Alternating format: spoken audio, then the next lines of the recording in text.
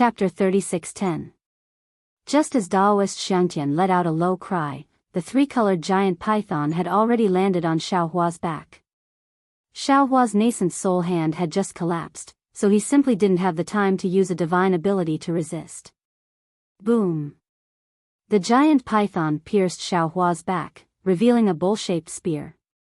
Poof! Xiaohua seemed to have been struck by lightning, and he spat out a mouthful of blood essence. His entire body trembled a few times on the spear before slowly falling down, and his arm powerlessly drooped down. Daoist Xiao. Daoist Yuan Qing raised his eyebrows. The appearance of this long spear was really unexpected. Seeing that Xiaohua was seriously injured, Daoist Yuan Qing seemed to have thought of something. He cried out in alarm and stopped. That huge hand that was rushing towards the sky and the halberd that was following closely behind also restrained its brilliance and carefully stopped in midair. The spear that had injured Xiaohua paused for a moment beside Xiaohua, as if it was hesitating. Then, it turned back into a python and flew back into the sky. The pressure that caused all the nascent soul cultivators to tremble disappeared without a trace. Humph! Daoist Xiangtian let out a cold snort and the giant hand that had stopped moved once again. While the nascent soul cultivators were hesitating, it immediately rushed forward. Daoist Xiangtian turned into a rainbow and the cold plum blossom flying sword let out a thunderous roar as it protected him. It was as if he wasn't afraid of being killed by the celestial monarch. Xiaohua. Daoist Yuan Qing stood in the air and scanned Xiaohua's body with his divine sense. He frowned as if he was hesitating, but only for a moment. Daoist Yuan Qing also turned into a rainbow and the halberd shined brightly. With a thunderous roar, a ferocious dragon shape appeared once again. However, this dragon shape didn't chase after Daoist Yuan Qing. Instead, it waited in the air until Daoist Yuan Qing flew past it before charging into Daoist Yuan Qing's golden light shield. Su Tingzi was originally in a daze, but when he saw Daoist Yuan Qing also abandon Xiaohua, he immediately understood. The reason the celestial official in charge of the defensive formation killed Xiaohua was not because Xiaohua wanted to snatch the rare treasure. The rare treasure of the defensive formation was something that should be snatched. Instead, it was because Xiaohua and the other three had killed the immortal general controlling the formation. Or perhaps it could be said that because of Xiaohua's existence, the four people who should have been fighting fiercely did not fight to the death. Instead, they formed a rope. Although they did not have the strength to break through the defensive formation, they still made the star venerates guarding the formation feel afraid, which was why they attacked. Sigh. Su Tingzi looked at where Xiaohua had landed and wanted to help. However, he didn't dare to offend the star monarch controlling the array.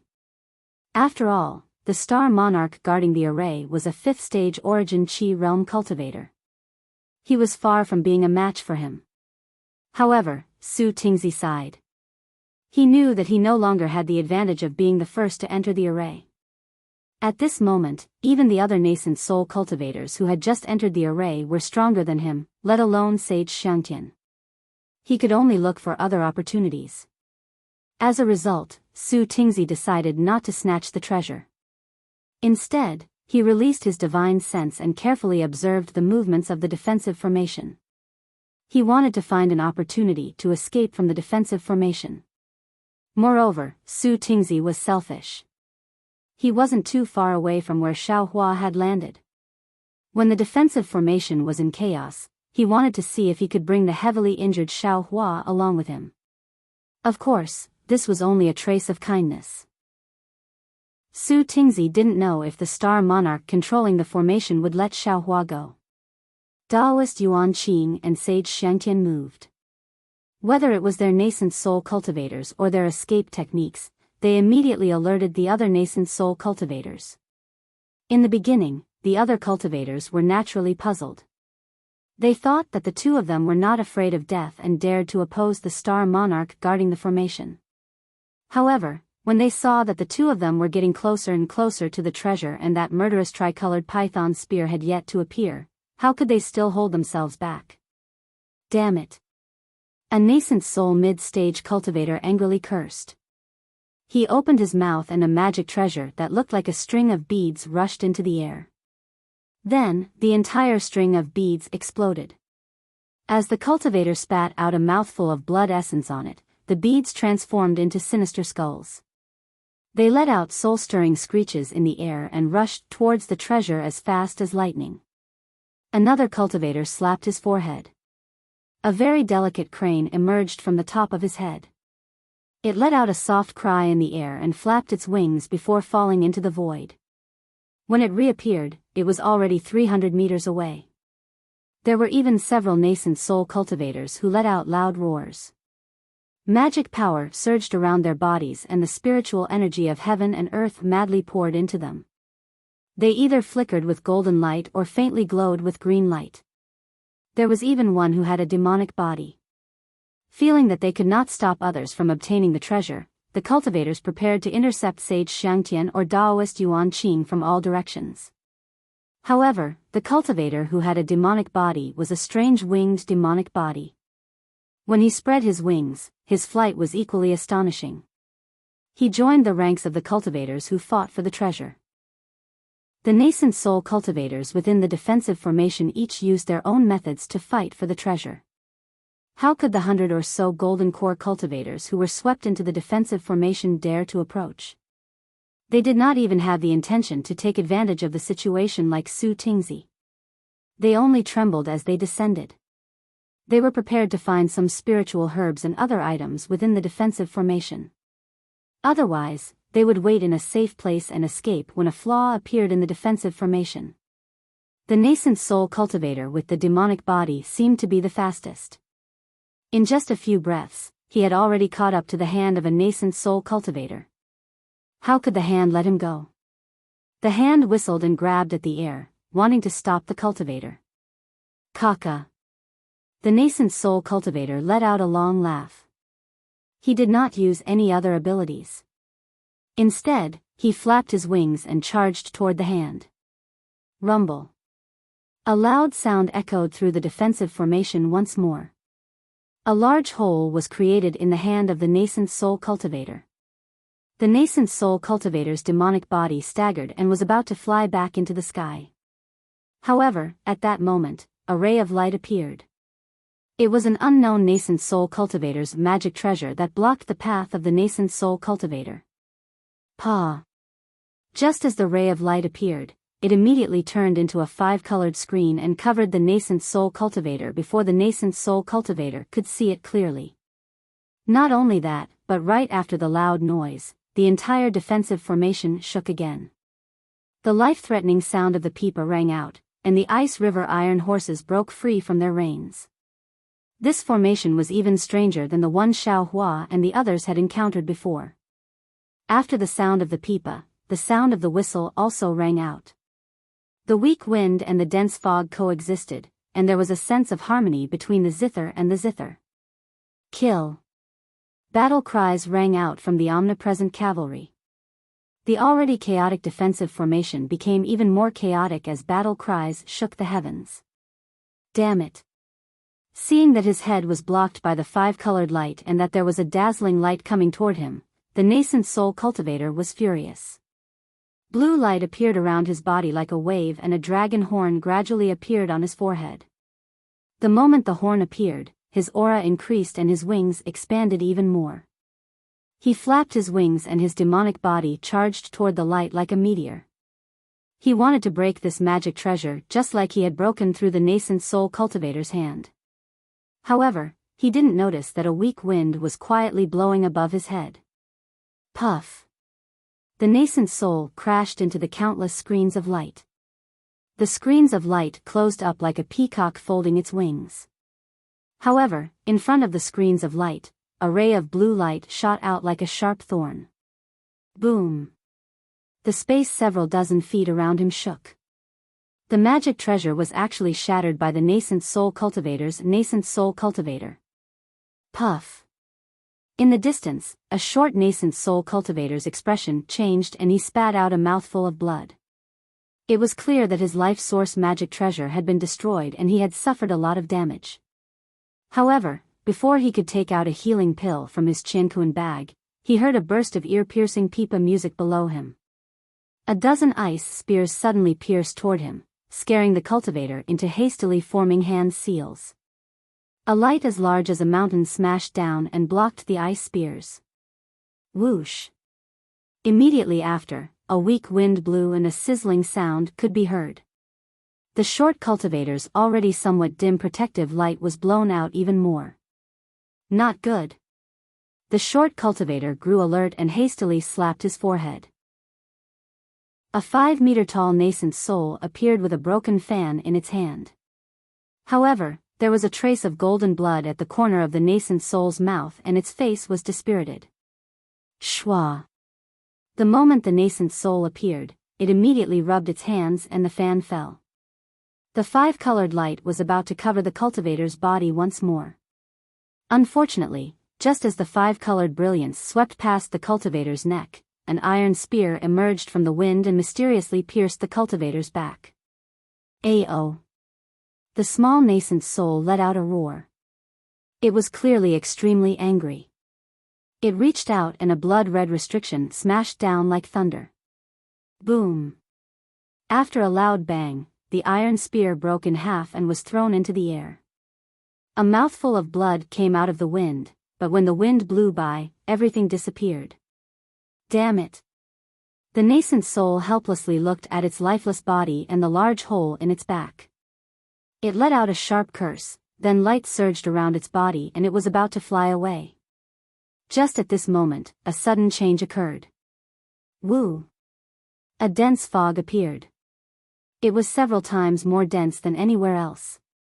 Along with this dense fog, an aura that could even suffocate a grade 5 origin energy cultivator came out from the nascent soul's body. A pillar of boundless chi that was even more solid than the nascent soul's hand covered the nascent soul. GG. The nascent soul was shocked.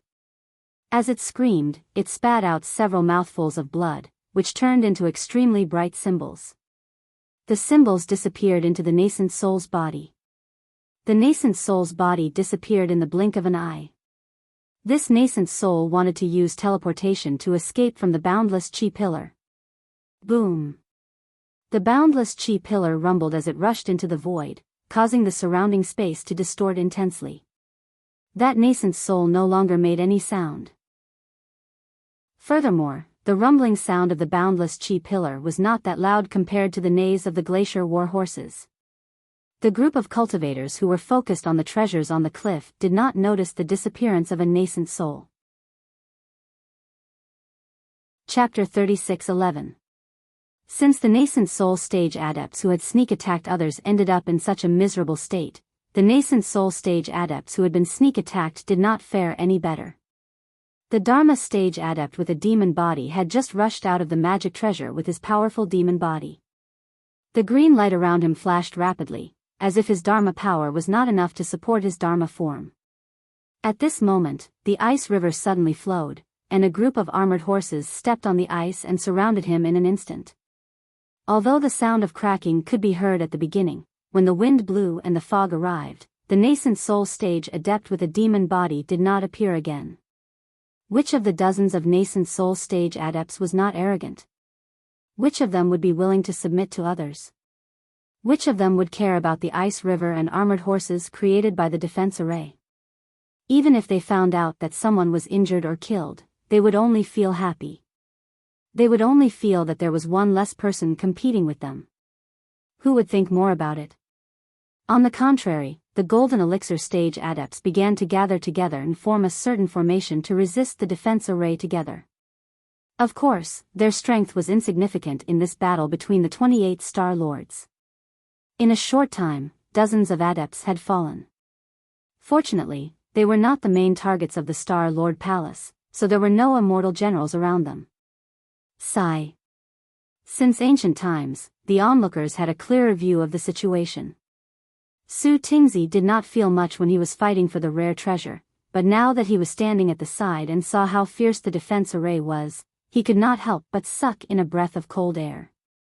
If this Yaotai meeting is so dangerous, even if it's for the Imperial Preceptor's lot, even if it's for the rare treasure, who would still participate? Could it be that Kong Honggu is stupid? In just half a day, several nascent soul stage adepts and dozens of golden elixir stage adepts have fallen in this defense array. What about the other defense arrays?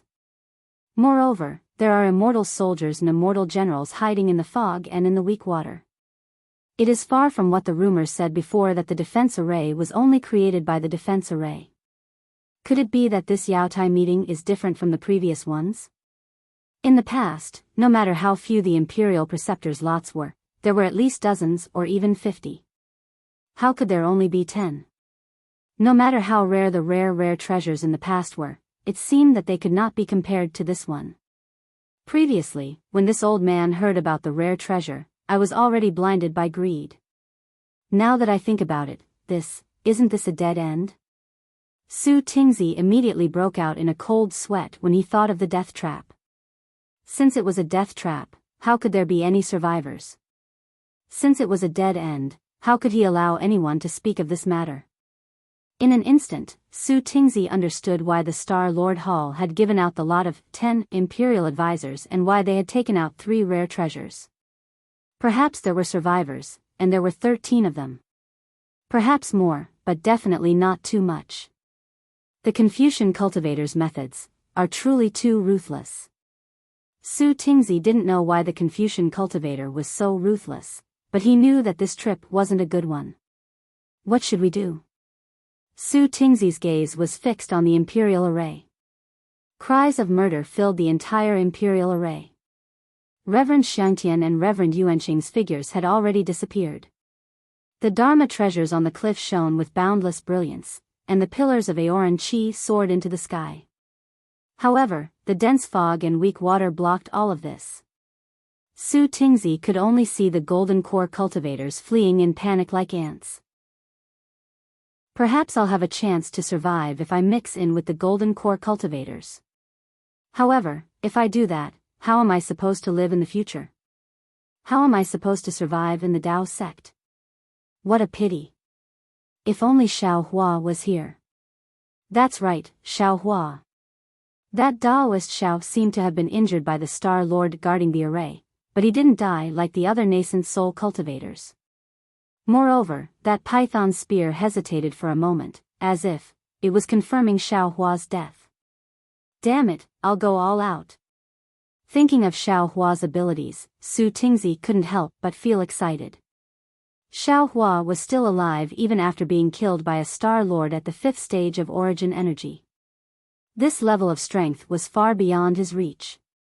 If he could save Xiao Hua, not only would he be indebted to him, he could even borrow Xiao Hua's strength to escape from the Imperial array. Su Tingzi weighed the pros and cons. He looked at the sky, then looked at the fierce battle in the distance.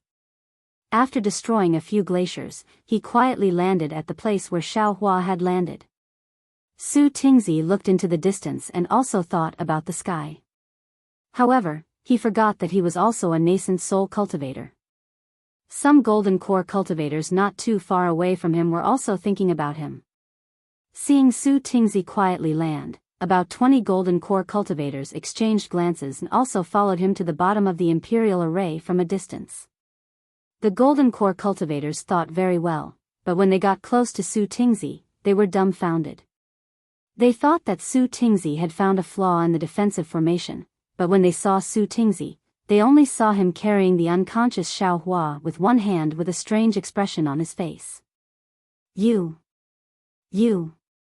Su Tingzi was even more dumbfounded than these golden core cultivators. However, he didn't have time to think too much. Several weak winds and glaciers appeared between him and the golden core cultivators. Even if the golden core cultivators fought bravely, 2 of them still died on the spot before Su Tingzi could make a move. We juniors are trapped in this Imperial array and don't have the ability to escape. We only hope that Senior can help us. Once we leave the Imperial array, we will definitely follow you through life and death. We will serve Senior or Senior's country. Seeing that Su Tingzi had made a move, the 2 late golden core cultivators at the front were overjoyed and hastily spoke. Don't. Su Tingzi raised his hand and quickly waved it, but before he could say anything, his expression froze. Then, his eyes darted around a few times, and he changed the topic. There was some bitterness and some difficulty in his voice as he said, "Forget it. Since we are fated to meet, why not help you this time?" How could the Golden Core cultivators notice that Su Tingzi's tone was strange? All of them were about to bow, but just as they were about to do so, Su Tingzi spoke again. "However, even I am powerless within the defense formation. I still have to split my energy to take care of all of you. Swear a blood oath right now, or I won't agree." Su Tingzi's words were very honest. No one would risk their lives for a cultivator they didn't know. The Golden Core cultivators' words from before were indeed a bit careless, so the two Golden Core cultivators at the front didn't hesitate to make the oath.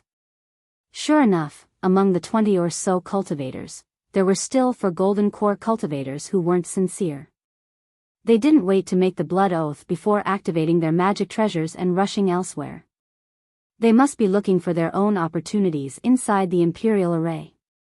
Su Tingzi looked at the backs of these cultivators and coldly smiled. He waved his hand and said, "Activate your magic treasures and form an ordinary formation behind me." Although the Golden Core cultivator at the front had said his name when he made the oath, how could Su Tingzi remember it at this critical moment? He pointed with his finger and said, You, the 3 of you stand in front of the other people's heads. The rest of you, find 3 people to stand behind them, yes." The Golden Core disciple at the front hurriedly agreed. He turned around and called out a few names. They lined up according to Su Tingzi's instructions. At this moment, a weak wind blew, and the ice river appeared. Su Tingzi led the nearly 20 Golden Core cultivators into the wind and rain of the formation. With a nascent soul cultivator like Su Tingzi taking care of them, the 20 Golden Core cultivators only paid the price of 2 Golden Core cultivators being injured. Su Tingzi's magic treasure was shaped like a drumstick. When he activated it with all his strength, it produced a yellow glow around it. It was called the Heaven-Shaking Hammer. In the time it took to finish a cup of tea, it was able to kill a few dozen Golden Core cultivators and even a dozen immortal soldiers. However, the more he killed, the paler Su Tingzi's face became. There was even extreme fear in his eyes. Occasionally, he would look at the sky as if he was afraid of attracting the attention of the Star Monarch guarding the Imperial Array. When he looked at the cliff, there was even more fog and light. He didn't know how many nascent soul cultivators were still alive, and he didn't know who had obtained the treasure inside the jade box. Seeing that the wind was getting weaker, both the sound of the pipa and the whistle were getting weaker, Su Tingzi's eyes were filled with joy. He waved his hand and whispered, "Quick, follow me and increase our speed. There should be a result over there." This Imperial Array, unfortunately, before Su Tingzi could finish speaking, he heard a loud whistle and a 3-colored python descended from above his head. At the same time, an unparalleled aura came crashing down like a huge mountain. "Save me!" Su Tingzi was shocked and let out a heart-wrenching scream. It was as if he had long been afraid of this aura. As Su Tingzi circulated his spiritual energy, the golden light around him shined brightly. The heaven-shaking hammer turned into a giant hammer and charged at the 3-colored python. As for Xiao Hua, who was still in his hand, he casually tossed him to the side. Boom! The heaven-shaking hammer flew into the air, but before it could even touch the python spear, it was sent flying. However, the strange thing was that Su Tingzi didn't seem to have any intention of fighting the python spear head-on. Although the heaven-shaking hammer was sent flying and Su Tingzi's face was pale, his body continued to fly backward. Roar! The python spear was like a dragon. It let out an angry roar and stabbed towards Su Tingzi's heart even faster than Su Tingzi's retreat. Under the 3-colored light, Su Tingzi's face was ashen. He stared at where the python spear came from as if he wanted to see the Star Lord's face clearly. Whoosh! When the python spear was less than 6 feet away from Su Tingzi, a ray of golden light shot out from the side of the python spear. The golden light shot into the air and a thunderous sound echoed. Then, a miserable scream rang out and the python spear stopped in midair. Xiao Hua, who had been thrown into the air by Su Tingzi, suddenly jumped up. He reached out and used the universe in the sleeve on a three-colored python spear. Although the python spear had returned to its original form, it seemed to have a life of its own as it trembled violently. Wails came from the body of the spear, and strands of righteous spirit rushed out like an aura. Even when Xiao Hua's magic power reached out, the Taoist robe fell on the body of the spear, and a thick pillar of Aoran Qi roared with a powerful roar, smashing onto Xiao Hua's universe in the sleeve, wanting to work together with the python spear to destroy Xiao Hua's magic. Chapter 36:12. Unfortunately, no matter how much the python spear struggled, even if the weak wind, thick fog, and icy river above Xiao Hua's head disappeared, revealing a clear sky, the python spear still sadly fell into Xiao Hua's hands and instantly disappeared. Only then did another drop of blood fall from the sky. All the golden core cultivators prostrated themselves before this aura. While they trembled with fear, they didn't have any thoughts of fighting back at all. However, they were extremely shocked as well.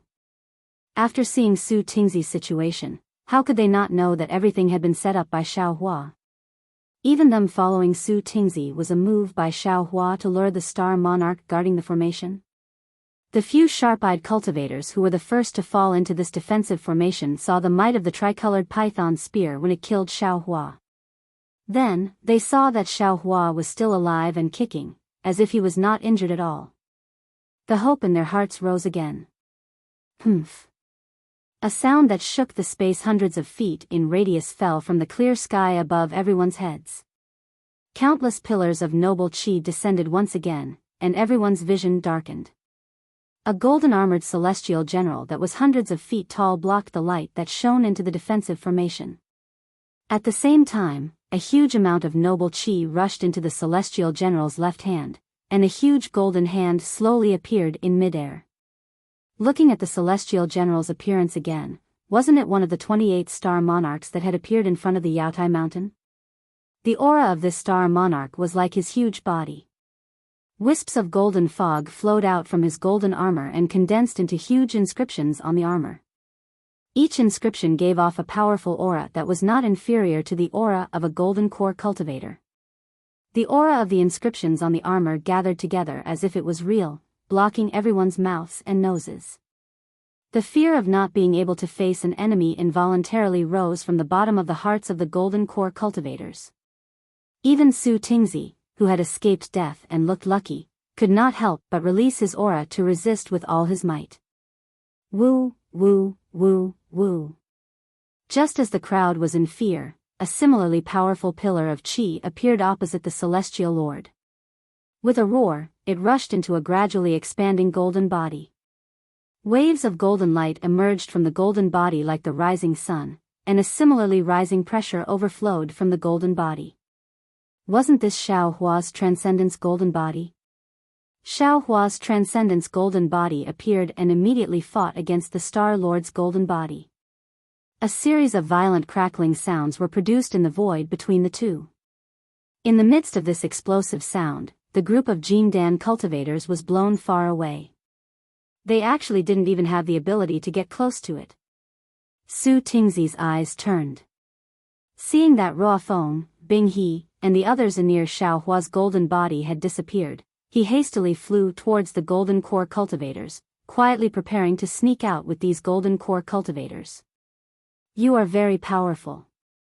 That star monarch watched Xiao Hua's golden body form and indifferently said. That voice was like a yellow bell that shook the surroundings loudly. However, once you enter Yaotai Mountain, you will not have the opportunity to leave. This old man is Star Monarch Hall's Star Monarch Jing Mushuan. If you become a star general under this old man's tutelage, this old man will not only guarantee your survival, but will also allow you to obtain everything you want.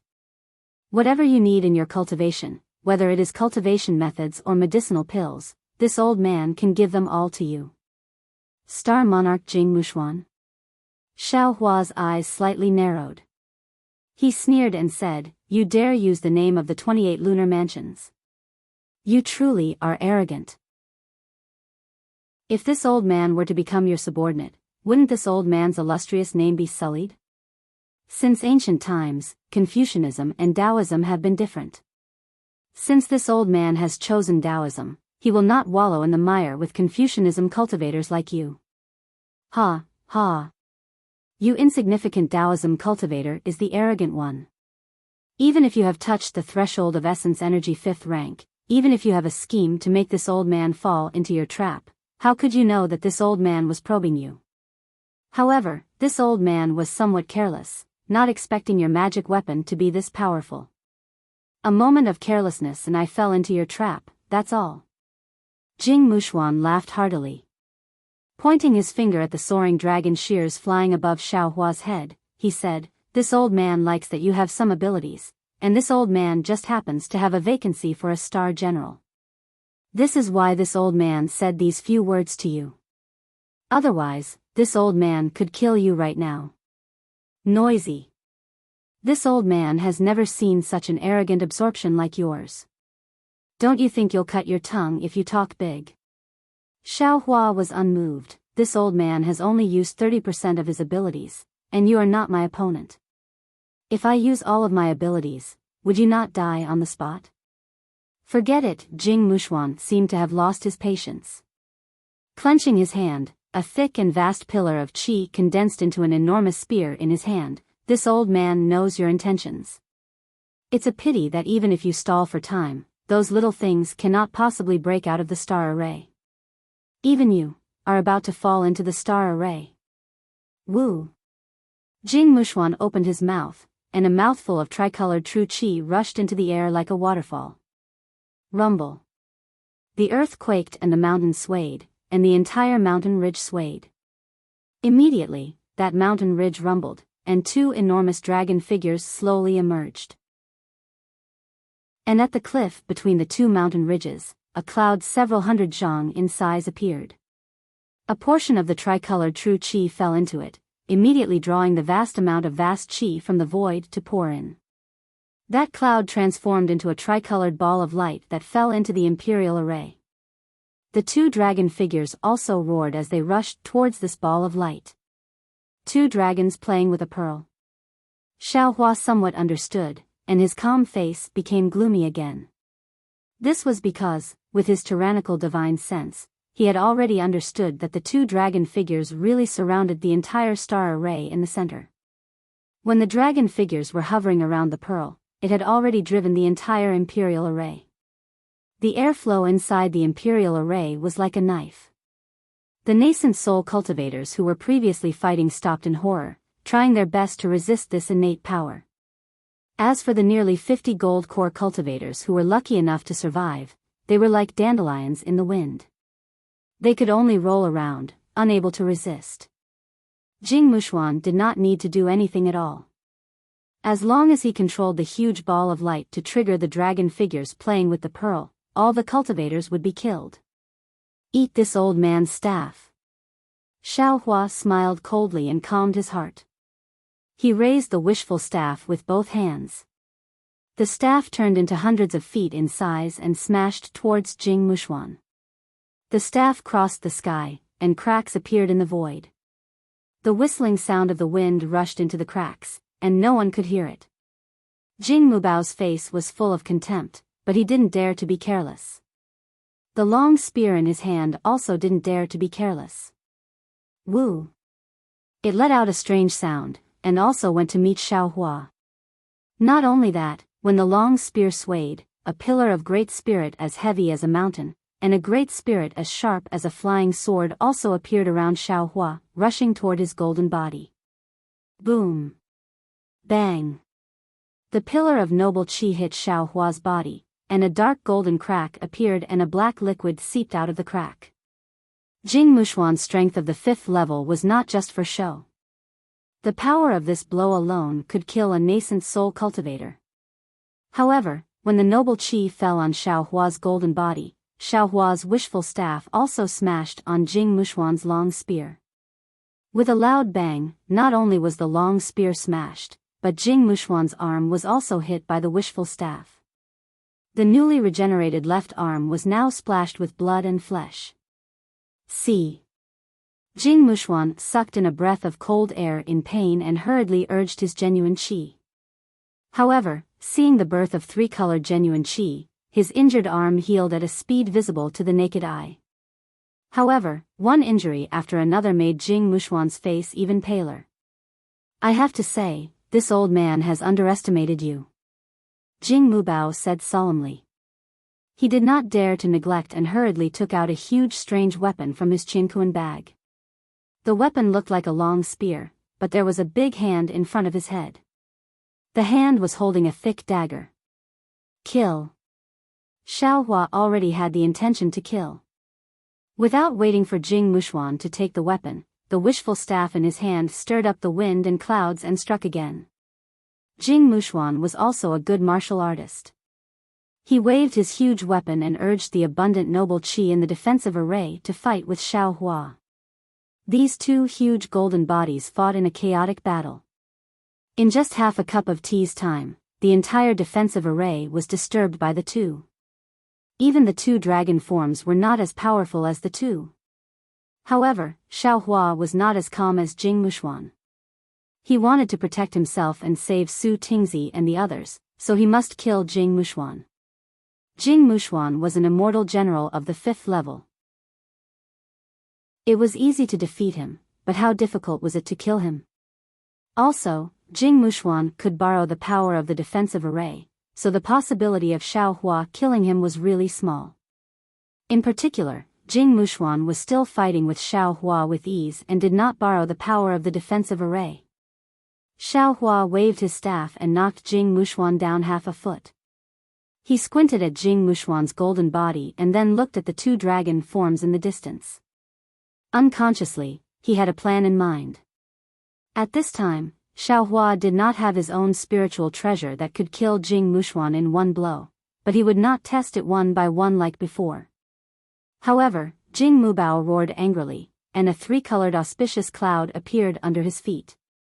He waved his strange weapon again, and the Haoran Qi swords that could flatten a mountain peak stabbed towards Xiaohua. A huge roar also came from the hand in front of the weapon. Although Xiaohua's golden body was cut down and collapsed piece by piece, his face was still as calm as water. The invisible nascent soul controlled by the green-robed Xiaohua quietly appeared above his head. The Tingjiao shears, which was flashing with golden light in mid-air, turned into a huge dragon again and rushed toward Jing Mushuan. That huge dragon swung its tail at Jing Mushuan's back. You have some skills. Seeing Xiaohua multitasking, using his divine thoughts to activate the Tingjiao shears while fighting him, Jing Mushuan was slightly surprised. Just as this faint surprise appeared, he saw a small gourd appear above Xiaohua's head. In the blink of an eye, something with a nose and eyes emerged from the mouth of the gourd. Jing Mushuan's mind was in a trance. Oh, not good. Jing Mushuan turned pale with fright and hurriedly patted his head. A three-colored genuine qi rushed into the sky and instantly turned into a majestic Z. Chapter 36:13. This Z was different from Xiaohua's previous Z. It was dressed like a general, and even the appearance of this Z was somewhat similar to Jing Mubai. 3 Qi's unification. Refine the spirit back to the void. As soon as Xiaohua saw Jing Mubao's tricolored true Qi and Z, he immediately understood. Jing Mubao had not only cultivated the 3 Qis unifying the origin, but he had also refined his mind into the Z, reaching the stage of refining the mind back to the void. Moreover, when this Z appeared, Jing Mubai's absent-minded eyes immediately became clear. Even when the 2 green and red spirit execution yuan light fell on the top of this Z's head, they were stopped by the 3-colored true Qi and could not fall at all. Even so, Jing Mubao, who was lucky enough to escape, was sweating profusely on his back. He was still in a state of shock. As soon as he felt this, a sharp pain came from his back.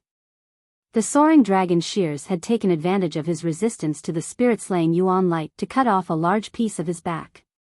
Damn it! Jing Mubai gritted his teeth. The 3-colored Z above his head waved its hand, and countless inscriptions fell from its hand. Jing Mubai was a military Confucian cultivator. His Z was not only dressed like a general, but also could control the inscriptions with a raise of its hand. It was somewhat similar to the Confucian cultivators of Confucianism. Cha-cha-cha. As the inscriptions in the hands of the Z smashed down, thunderbolts appeared from the clear sky around Xiaohua, flocking into Xiaohua's golden body. Boom. The thunderbolts of the Z were really powerful. Not only could it blow down the entire mountain range, but Xiaohua's golden body also collapsed along with it. However, the thing that made Jing Muxia raise her eyebrows happened again. She saw a green light flash between Xiaohua's eyebrows, and one by one, the green seal characters that were even colder than the inscriptions appeared. Then, a spell that sounded like the whispers of the gods resounded in the air. Rumble. Layers of dense lightning appeared and fell on his golden body. Incomparable numbness came out, and the golden body collapsed in an instant. Moreover, the collapse spread rapidly, and there was no way to stop it. What kind of method is this? Has this Yaotai mountain already locked the Dao Sex Thunder drawing technique? How can this cultivator use it? Moreover, how could this lightning have anything to do with the strange characters? Jing Mubao was completely dumbfounded. Admittedly, Jing Mubao was stunned by Xiaohua's means, but his nightmare had just begun. Because under the dark green lightning, he did not know when a layer of two-colored fire net had sprouted from the bottom of his feet, rolling up from bottom to top. As soon as his golden body touched this fire net, it immediately turned into pure liquid and fell into the air. Damn it! Damn it! Damn it! Jing Mubao roared in succession. It was unknown whether he was scolding Xiaohua, regretting that he had carelessly lost his weapon, or scolding himself for not even preparing too many imperial weapons and scrolls. While Jing Mubao was cursing, the tricolored Z above his head suddenly flew up. His right hand clenched into a fist, and like a meteor piercing through the sun, he smashed towards Xiaohua's head with an irresistible imprisoning force. Hee hee. Xiaohua sneered. The green-robed Xiaohua controlled his invisible nascent soul to immediately fly out from the top of Xiaohua's head. His two hands hugged the air, and streaks of lightning slowly emerged, preparing to launch a sneak attack halfway. However, just as Xiaohua's nascent soul flew out, it immediately gave birth to a kind of indescribable warning sign. A vague huge suction force came from the depths of the defensive formation. Although it had not yet come out, it had already locked onto Xiaohua's nascent soul. The green-robed Xiaohua shuddered. He did not have time to sneak attack Jing Mubao, and immediately urged his nascent soul to land on top of Xiaohua's head. When this nascent soul touched Xiaohua's body, the warning sign immediately disappeared, and the suction force also disappeared. Damn it! What's going on? Xiaohua turned pale with fright. It was also because of this absent-mindedness that Xiaohua immediately lost the opportunity. The Z's fist fell down. Xiaohua looked at the head that he dodged, but it was precisely his left shoulder that collapsed. Rumble. With a series of muffled sounds, Xiaohua's several hundred zhang golden body could no longer support and slowly shrunk. Jing Mubao was also not that strong. When the Z just hit Xiaohua's golden body, Jing Mubao felt his mind become confused again, and the soul-punishing Yuan light once again had a tendency to fall. He hastily withdrew the Z, and then looked at Xiaohua, who hastily withdrew his golden body, and a trace of a sneer appeared at the corner of his mouth. Then, that Z waved his hand, and a huge ball of light fell in front of him. Those two dragon-shaped figures dragged their long dragon bodies and pounced over. Jing Mubao lowered his head and looked at the fire net that he couldn't extinguish even with his noble qi. He knew that if he didn't kill Xiaohua, he wouldn't be able to escape. But he saw Jing Mubao grin. The Z above his head waved his hands, and the huge ball of light immediately divided into three under the noble qi that was sharper than the edge of a blade. Among these three balls of light, the one in the Z's hand was bigger, and the other two were smaller. Go. A majestic voice that could shake the entire defensive formation burst out from the Z's mouth. It was more ear-piercing than spring thunder. Two vast noble chi pillars emitted a huge rumbling sound as they penetrated the heaven and earth, and directly rushed into the two small balls of light. At the same time, the Z opened his mouth again, and three-colored Jin Chi spurted out like a rainbow bridge, which divided into two and fell on top of the balls of light. Roar! The two dragon figures raised their huge heads. Although the dragon heads were blurry, they revealed an indescribable excitement. When the dragon heads opened, a cold and dark aura was emitted from the holes in the dragon heads. The two balls of light that were filled with Jing Mubao's condensed Jin Chi fell into the dragon heads. Pa pa pa pa. The originally blurry dragon heads, after the three-colored Jin Chi fell into their mouths, clearly had some color, like the finishing touch, and this color quickly spread over the dragon body. Roar! The earth shook, and the ice river and the weak wind formation were now crazily surging. Along with the swaying of the two dragon figures, an imposing aura that could suppress everything, along with the entire defensive formation, rushed towards Xiaohua. Jing Mubao smiled, and his smile was very bright. Although the fire net under his feet had not been extinguished, and although the spirit-slaying light above the head of the Z was still threatening his life, he was not the slightest bit afraid. The momentum of the two dragons playing with a pearl was the final killing move of the defensive formation. While Xiaohua was scheming against him, he was also scheming against Xiaohua. Jing Mubao had never seen a Taoist cultivator who could escape from the defensive formation of the two dragons playing with a pearl. In the previous Jade Pavilion gathering, the defensive formation of the two dragons playing with a pearl was enough to catch all the Taoist cultivators in one fell swoop. Who knows what the palace master is thinking? Today, he actually opened the 28 star arrays? The strength of this Taoist cultivator is far beyond the 4th level of Yuanli. It would be a pity to kill him. It's better to suppress him and use him for me. Jing Mubao secretly calculated. Unfortunately, there was always an accident. Just as Jing Mubao smiled, he saw a disc spit out from Xiaohua's mouth. As soon as the disc came out, it suddenly expanded. Layers of golden dragon qi gushed out from the disc, and within this dragon qi, countless images of mountains and rivers emerged. This. Jing Mubao was stunned. His heart gave birth to a kind of unimaginable feeling. He watched as the whole disc instantly turned into an oval-shaped imperial jade seal in the midst of the dragon qi. A terrifying aura rushed out of the imperial jade seal, causing immortals and mortals to retreat. It rushed towards Xiaohua's two dragon forms and pressed down. Suppress! Xiaohua coldly roared. Although his voice was much less dignified than the previous Z, it was still exceptionally clear and incomparably powerful. Following this voice, the two dragon figures trembled violently. The dragon qi of the mountain and river seal descended like a large hand. Regardless of whether it was the dragon head or the dragon pearl, it grabbed them all in one go. You, how can you have the national weapon? You, how can you control the national weapon? How can you control the fate of a country?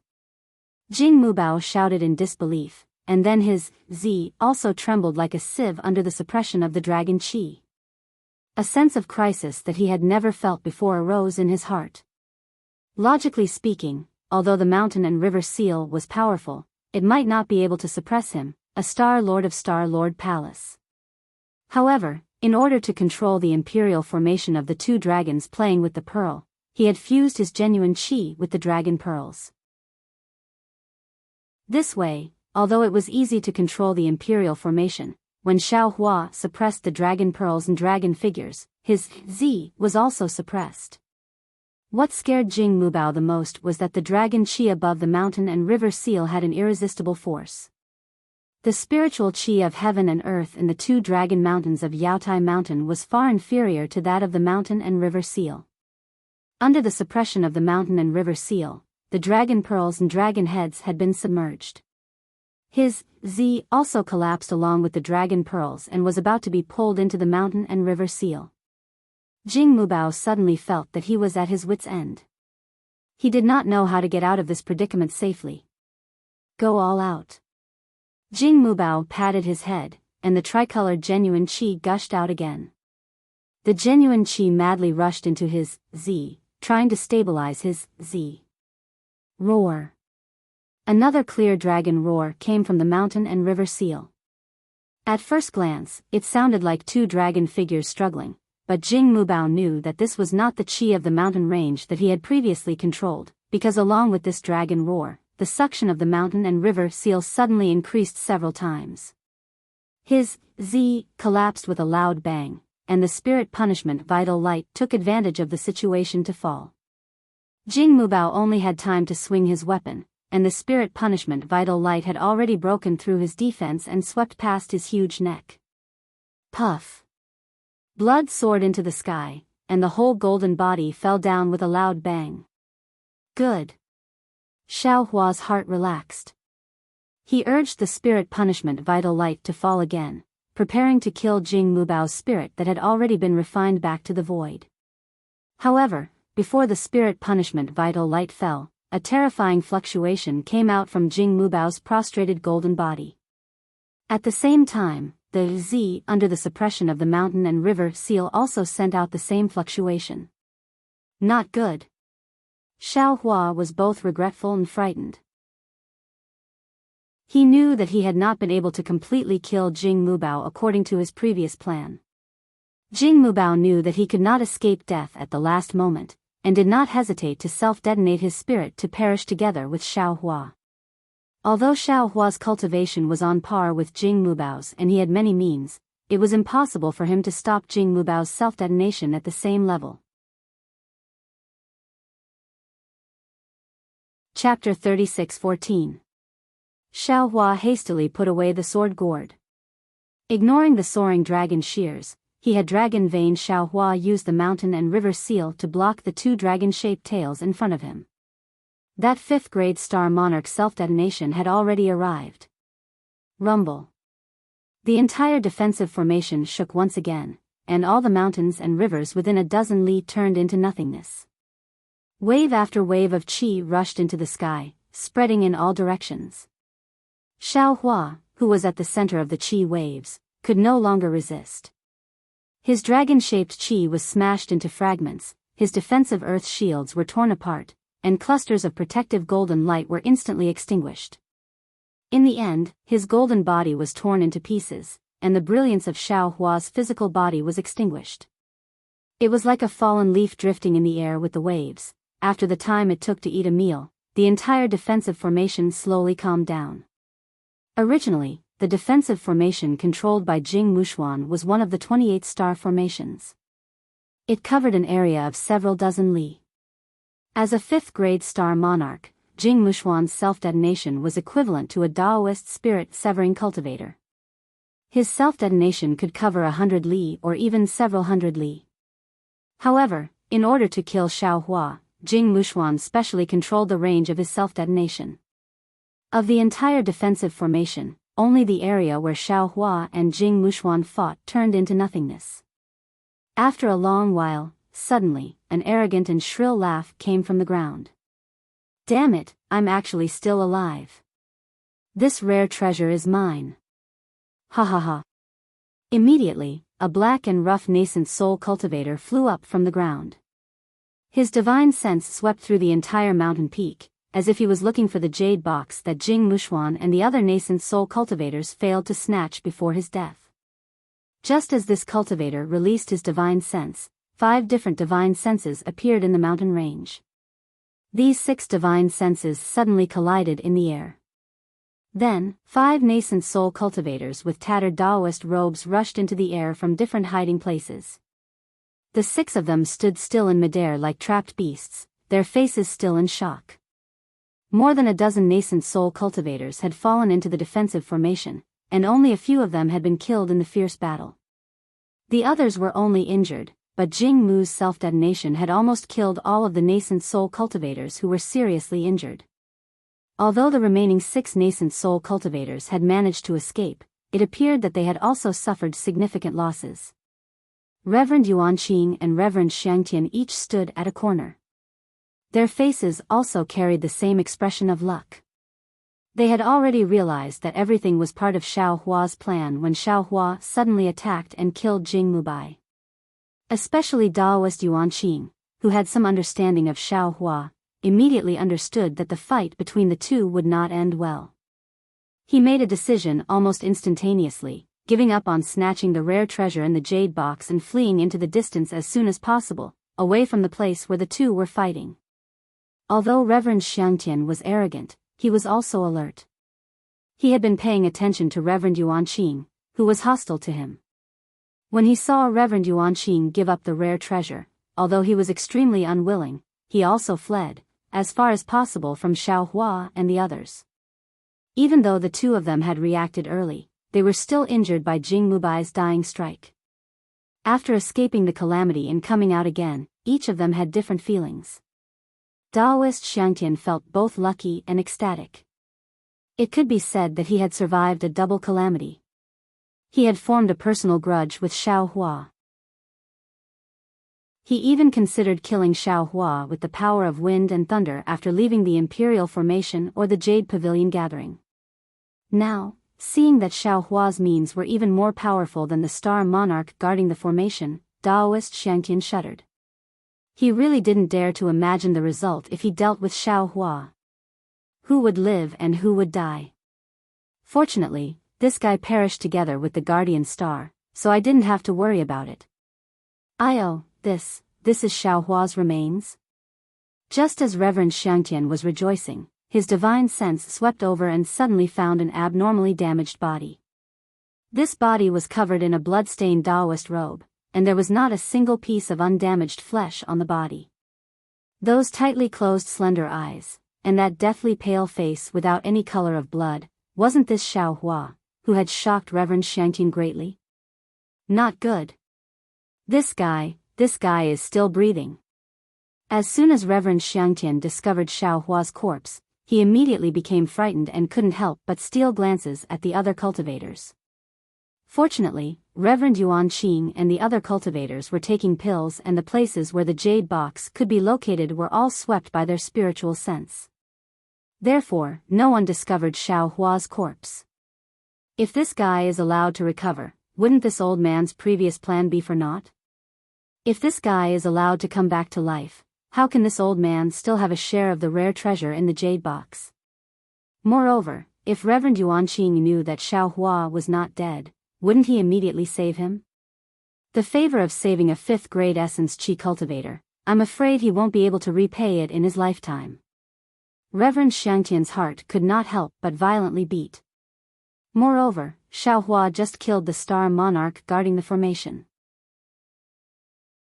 His magic treasure, and his nascent soul, he even took the Star Monarch guarding the formation. Damn, this is comparable to the rare treasure in the jade box. With this thought, Reverend Xiangtian's right hand trembled slightly, and the damaged flying sword in his hand could not help but let out a low sword hum. However, just as Xiangtian was tempted, he hesitated again.